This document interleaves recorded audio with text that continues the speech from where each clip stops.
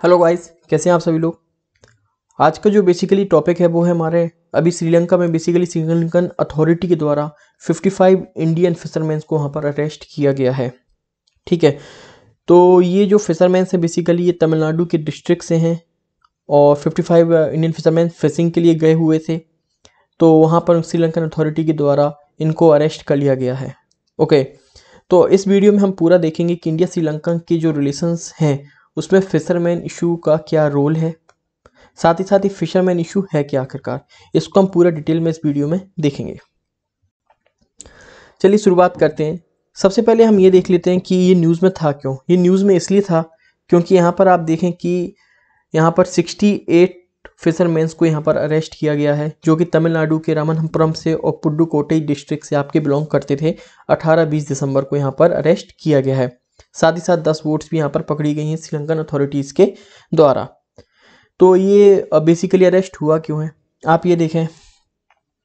ये बेसिकली हमारा इंडिया है एंड दिस इज श्रीलंका, और ये बेसिकली आप देखें ये इंटरनेशनल मैरीटाइम बॉर्डर लाइन यहाँ पर ये है। ठीक है, तो इंडिया श्रीलंका, इंडिया के जो फिशरमैन्स है ये अपना पाक वे है and this is your Gulf of Mannar, यहाँ पर फिशिंग के लिए गए हुए थे।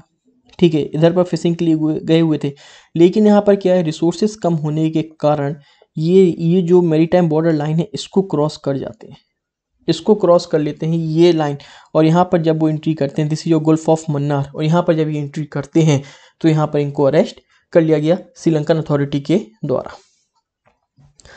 सो अब रीजन देखते हैं, एक एक करके रीजन देखेंगे।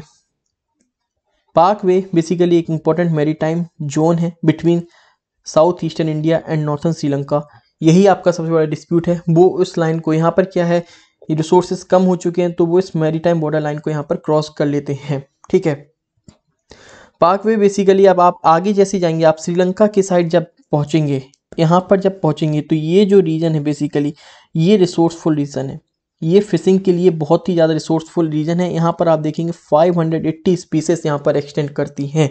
इस वजह से ये अपने जो इंडिया का मैरीटाइम बॉर्डर है वहाँ पर रिसोर्स कम होने के कारण ये श्रीलंकन के मैरीटाइम बॉर्डर पर एंट्री करते हैं और वहाँ पर अरेस्ट हो गए हैं। ये रीजन है यहाँ पर बेसिकली ऑथर कहता है कि जो फिशरमैन इशू है वो अपनी जान की परवाह ना करते हुए श्रीलंकन बॉर्डर लाइन पर घुस जाते हैं, और श्रीलंकन बॉर्डर लाइन कई बार वहाँ पर गोलीबारी भी चला देता है, मतलब वहाँ पर कई बार हत्या भी हो जाती है फिशरमैन की।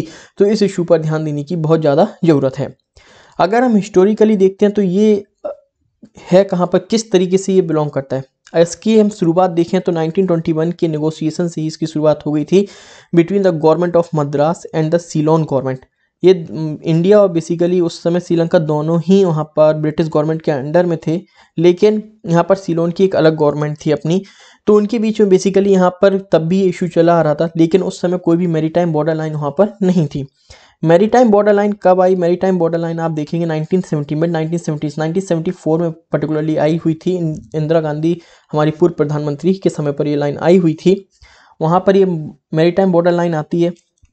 यहाँ पर आप देखें, यहाँ पर इशू क्या था, उन्होंने चाहा कि एक इशू जो है ये सॉल्व हो जाए। सो उन्होंने यहाँ पे क्या किया, काचाथीवू जो अपना देखेंगे आइलैंड है, ये मैप में देखें हम काचाथीवू आइलैंड, ये देख रहे हैं आप, ये मैरीटाइम बॉर्डर लाइन गई हुई है, दिस इज जो काचाथीवू आइलैंड। ये बेसिकली बहुत ज़्यादा रिसोर्सफुल रीजन है फिशिंग के लिए, मिनरल्स के लिए, ये बहुत ही ज़्यादा रिसोर्सफुल रीजन है। लेकिन उस समय हुआ क्या, PM former prime minister Indira Gandhi, उन्होंने यहाँ पे कहा कि ये एक मात्र रॉक है जिसकी कोई स्ट्रेटेजिक इंपॉर्टेंस नहीं है, इसलिए इसको श्रीलंका को देने में कोई दिक्कत नहीं है। पर जिस कारण से क्या हुआ, जो तमिल लोग थे वो बहुत ही ज़्यादा नाराज हुए इस रीजन की वजह से, क्योंकि उनका मानना था कि ये एक समय पर वहाँ की जमींदारी ऑफ राजा रामनाथपुरम के अंडर में आता था, मतलब ये इंडिया का पार्ट है, आप श्रीलंका को नहीं दे सकते। तो बेसिकली ये अपना क्या है, एक बहुत ही बड़ा फिशिंग रिसोर्स था जो कि श्रीलंका की ओर चला गया। तो यहाँ से कई सारी प्रॉब्लम्स यहाँ पर क्रिएट हो गई यहाँ पर। ठीक है, ये यहाँ पर प्रॉब्लम कोशिश हुई थी प्रॉब्लम खत्म हो, लेकिन यहाँ पर परमानेंटली एक प्रॉब्लम स्टार्ट हो गई। अब तमिलनाडु गवर्नमेंट, तमिलनाडु के लोग चाहते हैं कि ये जो आइलैंड दिया है इसको वापस लाया जाए, बट जो कि अब पॉसिबल नहीं है। आफ्टर दैट यहाँ पर बेसिक रीजन क्या है, श्रीलंका के द्वारा क्या कारण बताया जाता है, श्रीलंका के कारण बताया जाता है कि इंडिया को क्यों नहीं अलाउ किया जा रहा है because of asymmetrical nature of fishing practices इन तमिलनाडु। मतलब क्या है इसका, मतलब ये है कि जो इंडियन फिशरमैन हैं, ओके, जो इंडियन फिशरमैन हैं वो यहाँ पर ट्रॉलर्स का यूज़ करते हैं। और ट्रॉलर्स की अगर हम बात करते हैं, और श्रीलंका की जो फिशरमैन हैं वो बेसिकली यहाँ पर नेचुरल प्रैक्टिस का यूज़ करते हैं। वहाँ पर ट्रॉलर्स के यहाँ बैन है। ट्रॉलर्स का यूज़ करने के कारण यहाँ पर क्या होता है, उन्होंने ट्रॉलर्स जब यूज़ करते हैं तो जो फिशिंग छोटी छोटी जो फिश होती हैं वो भी यहाँ पर समाप्त हो जाती हैं। तो ये रीज़न एक है कि वो इंडियन फिशरमैन्स को यहाँ पर अलाउड नहीं कर रहे हैं, क्योंकि इससे एक तो पूरी फिशिंग कम्युनिटी को भी कारण है और श्रीलंका के लिए लोगों के लिए भी यहाँ पे कुछ नहीं बच रहा है। एक ये रीज़न इनके द्वारा बताया गया है। इंडियन गवर्नमेंट का बेसिकली आप अभी सोच रहे होगा, आपके दिमाग में आ रहा होगा कि अभी इतना क्यों इशू राइज होने लगा है, पहले तो नहीं हो रहा था। 2000 आप देखें 5-6 तक ये इशू नहीं था। उस समय बेसिकली क्या था, वहाँ पर 2004 के आसपास देखें तो वहाँ पर श्रीलंका में सिविल वॉर चल रहा था। सिविल वॉर चलने के कारण आप ये देखें मैप, ठीक है, ये जो जफना आइलैंड है, ठीक है, ये जो जफना आइलैंड है बेसिकली यहाँ पर ये क्या हुआ, सिविल वार चल रहा था। तो यहाँ पर जो लोग थे वो डिस्पर्ज हो गए, दूसरी जगहों पर डिस्पर्ज हो गए, जिसके कारण इंडिया के फिशरमैन्स यहाँ पर आते गए, फिशिंग करते गए, सब कुछ यहाँ पर हुआ। कोई भी यहाँ पर रोकने वाला था क्योंकि यहाँ से कोई आ ही नहीं रहा था। अभी जब ये सिविल वार खत्म हुआ, इशू सॉल्व हो गया, अब ये भी यहाँ पर जाने लगे, तो इनके लिए फिशिंग कम्युनिटी फिशिंग करने का कोई वही बचा ही नहीं था, सोर्स ही नहीं था, क्योंकि रिसोर्स समाप्त हो रहे थे। इस वजह से यहाँ पर एक और इशू यहाँ पर राइज हो गया, वहाँ पर सिविल वार खत्म हुआ। तो ये सारे इशू यहाँ पर बताए गए हैं।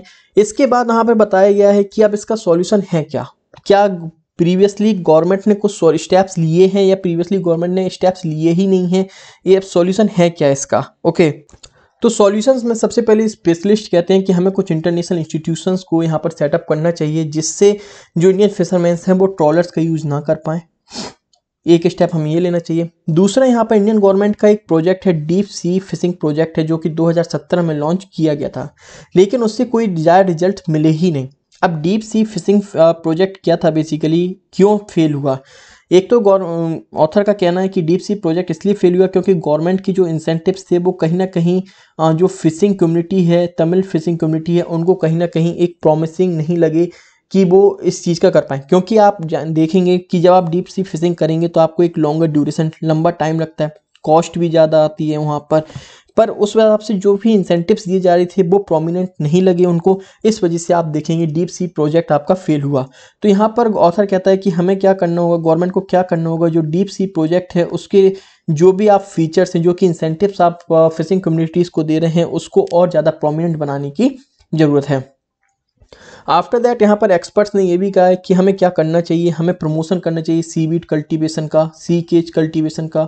इन सारी अगर हम इनका प्रोमिनेंट यूज़ करते हैं, इनको अगर हम प्रमोट करते हैं, तो कहीं ना कहीं जो ये फिशिंग जो रिसोर्सेज कम होते जा रहे हैं वो कहीं ना कहीं आपके एंकरेज होंगे, वो ज़्यादा बढ़ेंगे आपके।